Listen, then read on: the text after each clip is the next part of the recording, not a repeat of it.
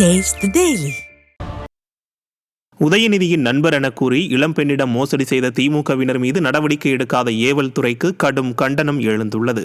தூத்துக்குடி மாவட்டம் எட்டயபுரத்தைச் சேர்ந்த அன்னை தெரசா என்பவரிடம் அதே பகுதியைச் சேர்ந்த திமுக நிர்வாகிகள் சின்னப்பர், மீசை மனோகர் ஆகிய இருவரும் துணை முதல்வர் உதயநிதியின் நண்பர்கள் என கூறி அரசு மருத்துவமனையில் செவிலியர் வேலை வாங்கித் தருவதாக ஆசை காட்டி 4.5 லட்சத்தை பெற்று போலி பணி நியமன ஆணை வழங்கி ஏமாற்றியுள்ளனர்.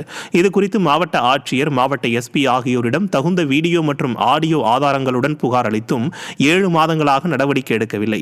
மோசடி பேர் வழிகள் திமுகவினர் என்பதால் ஏவல் துறை ஆழ்ந்த தியானத்திற்கு போய்விட்டதாக மக்கள் ஆவேசப்படுகின்றனர்.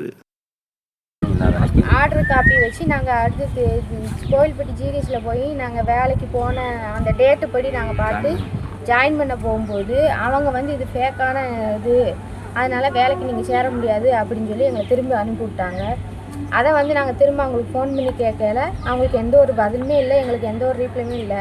அது போக நாங்கள் எஸ்பி ஆஃபீஸில் தூத்துக்குடியில் கம்ப்ளைண்ட் பண்ணோம்,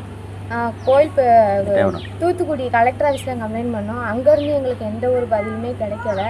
இன்ன வரைக்கும் 7 மாதம் ஆகுது. நாங்கள் ஃபோன் பண்ணாலும் அவங்க எடுக்கவும் மாட்டேங்கிறாங்க.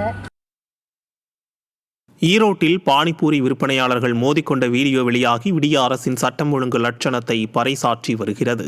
தண்ணீர் பந்தல் பாளையம் பகுதியில் பானிபூரி கடைகள் நடத்தி வரும் சதீஷ்குமார் என்பவருக்கும் மற்றொரு கடைக்காரருக்கும் இடையே ஏற்பட்ட அடிதடி தகராறில் சதீஷ்குமார் மண்டை உடைந்தது.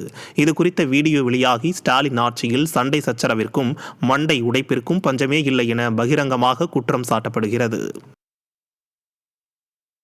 ஈரோடு மாவட்டம் கொடுமுடியில் உள்ள தனியார் நிதி நிறுவனத்தில் கிளை மேலாளர் கோகுல் வாடிக்கையாளர்களின் ஆவணங்களை தவறாக பயன்படுத்தி முன்கூட்டியே கடன் முடித்தவர்கள் மற்றும் பழைய வாடிக்கையாளர்களின் பெயரில் 46 பேரிடம் 27 லட்சம் ரூபாய் மோசடி செய்தது கண்டுபிடிக்கப்பட்டது. வாடிக்கையாளர் புகாரின் பேரில் மோசடியில் ஈடுபட்ட கிளை மேலாளர் கோகுல் பிடிபட்டார். திறனற்ற திமுக ஆட்சியில் சட்டம் ஒழுங்கு சீர்கெட்டுள்ளதாக பொதுமக்கள் குற்றம் சாட்டியுள்ளனர்.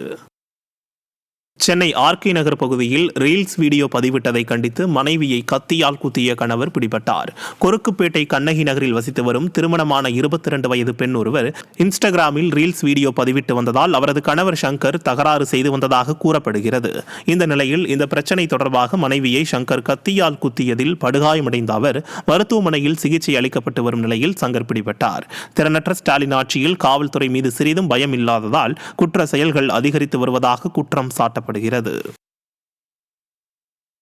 விழுப்புரம் மாவட்டம் அரகண்டநல்லூர் அருகே தனியார் கல்லூரியில் மாணவி தற்கொலை செய்த சம்பவம் அதிர்ச்சியை ஏற்படுத்தியுள்ளது.